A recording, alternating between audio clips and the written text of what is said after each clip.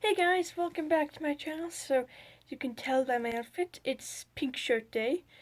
For those of you who don't know what that is, Pink Shirt Day is a movement that started in Canada. I want to 2007. It was several years ago. I don't exactly know, but pretty much this boy, it was high school.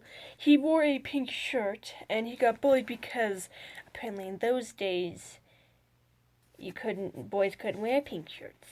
But he got teased for it, and this young teenager, probably about my age, saw what was happening, and him and his friend bought a bunch of pink shirts and gave them out and stood together as a group up against anti-bullying. And this is out of Nova Scotia. So now, the last Wednesday of every February, Wednesday in February, schools and teachers and people across Canada wear pink shirts, or in this case, vests. I do have a pink shirt on though. And wear pink to stand up against anti-bullying. But today, because it's Little House Week, I'm not going to be talking about anti-bullying. I'm going to be talking about something the opposite of anti-bullying. Bullying in Little House on the Prairie. Mostly just an emphasis on the bullies, or the people in Little House on the Prairie that are the bullies of the school. Now you might be thinking, why are you talking about this? Well, they have an important role in Little House on the Prairie too, and it's anti-bullying day, so I'm going to be talking about bullies. So, to kick things off, we have the one, the only, Nellie Olson. Now, Nellie Olson isn't necessarily... she is a bully. She does pick on certain kids, calls them names, and forces them to do things for her, like Laura. Being that first episode, she calls Mary and Laura country girls. She constantly picks on Laura. In I'm trying to think of season 3. I think it's season 3 when. Well, there's that one where I think it is the episode The Music Box, when Laura steals Nellie's music box. First of all, in that episode, Nellie kicks out a friend of Laura's that is still learning English because her family moved from Switzerland or Sweden to America, so she's learning English, and because of that, she's stuttering, and Nellie kicks that girl out of the club just because she speaks differently. And then when Laura steals Nellie's music box, Nellie uses Laura Laura says that she'll do anything of Nellie's so that Nellie won't tell. So Nellie pretty much uses her to pick on that other girl, and it doesn't go well. Nellie ends up getting the end of it, though.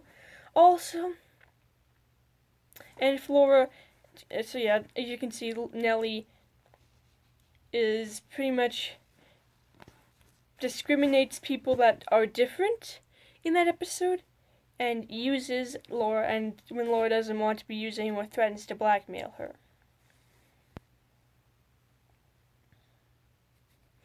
But Nellie also in that season 2 episode, Richard's monologue, she picks on Laura's paw for smelling like a horse because he works in a stable.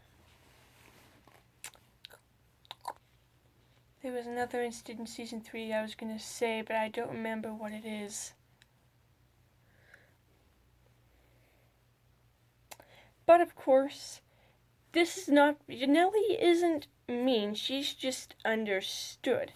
Nellie acts the way her mother acts because that's the way she thinks that she's supposed to act. And Nellie's also spoiled because, in the episode The Camp Out, Nell said that Harriet wanted Nellie and Willie to have everything she didn't have as a child.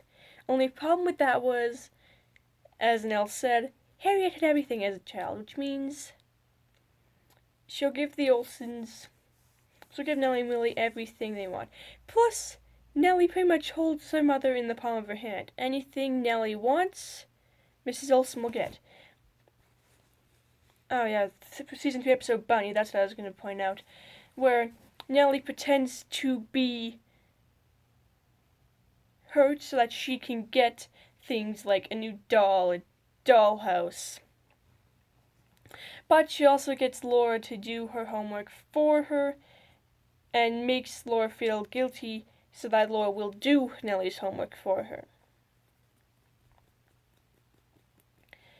And of course, in the season 3 episode, The Race, Nellie is upset because Mr. Olsen gave Laura Bunny back because Nellie mistreated Bunny, and she wants a horse back, and her father says no. And of course, because Nellie has Mrs. Olsen in the palm of her hand, Mrs. Olsen buys Nellie a new horse against Mr. Olsen's will. But when Nellie grows up and meets Percival, as we see, she changes and doesn't, gossip and be mean to other kids and stuff and mistreat the people she actually cares about, like Laura.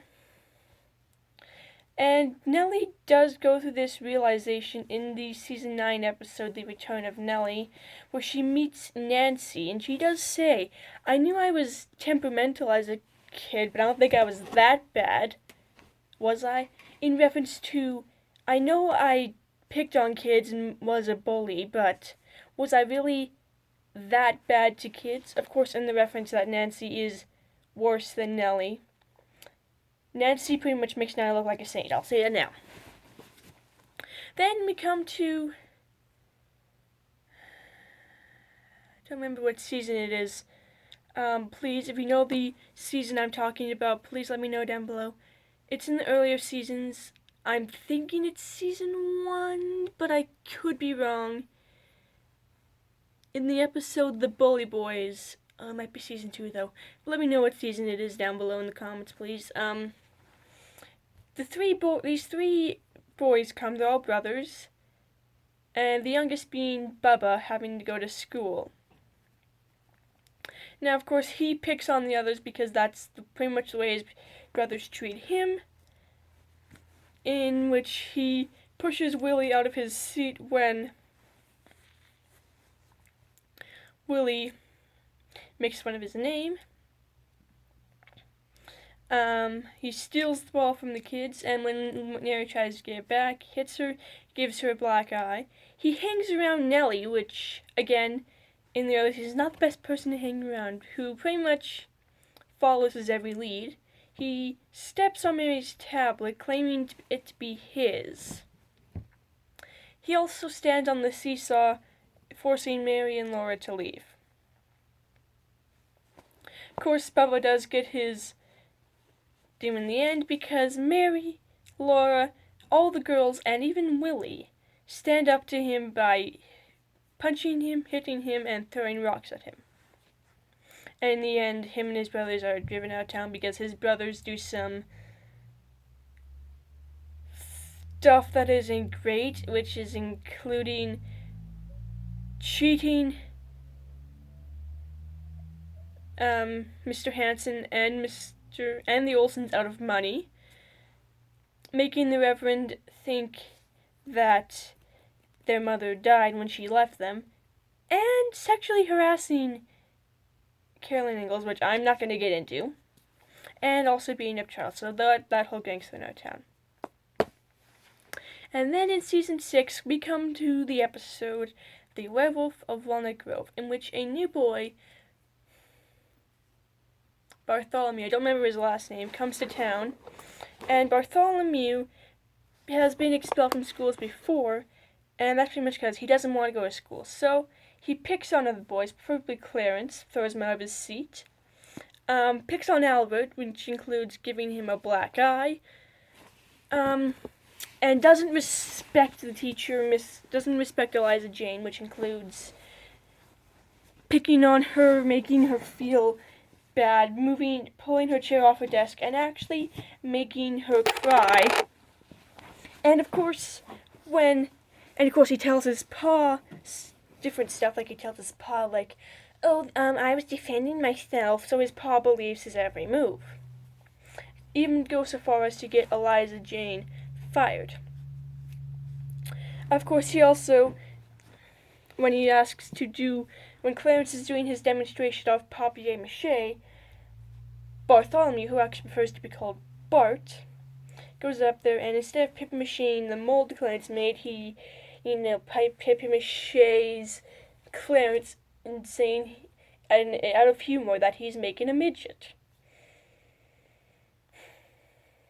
Which Eliza Jane does not find amusing. Of course, it also delegates responsibility and gets Clarence to make him a papier-mâché project or animal, in which Clarence, who's probably still mad that Bartholomew kind of, did that to him, says, make it yourself. So Bartholomew bribes him, saying he'll pay him $1. Of course, when Clarence does, he doesn't pay him the $1. Of course, Bartholomew gets his end, in which Laura, Albert, and Clarence come up with a plan to scare Bartholomew into behaving, creating the werewolf of Lana Grove. Of course, Carrie comes out of the house and pretty much ruins the whole thing. But after that, Laura remembers that he promised things, and she says simply that there's nothing anyone can do, and everyone as a group can do it, and hence they pretty much do the same thing they did to Bubba, and pretty much make him to behave, and he asks Eliza Jane to stay, if he promises to behave if she'll stay, and that's the end of it. And then, Season 8, we come to the infamous Nancy Olson. There are no words to describe this. Nancy Olson has it in her head that everyone hates her, and she uses that as a guilt train to get things she wants. She manipulates people.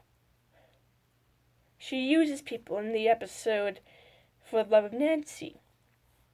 She slacks off in the episode Stone Soup,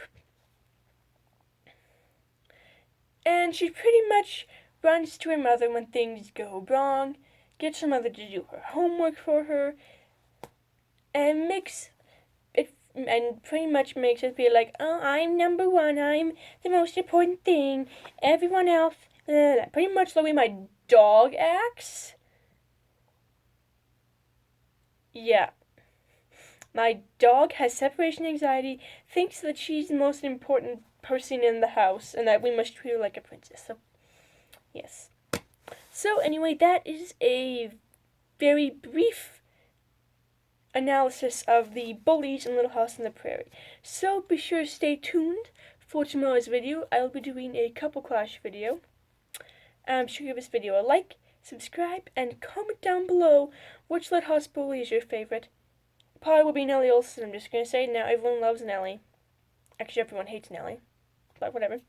And I know 83% of you that watch my videos aren't subscribed, so please hit that red subscribe button and the notification bell. Alright. See you.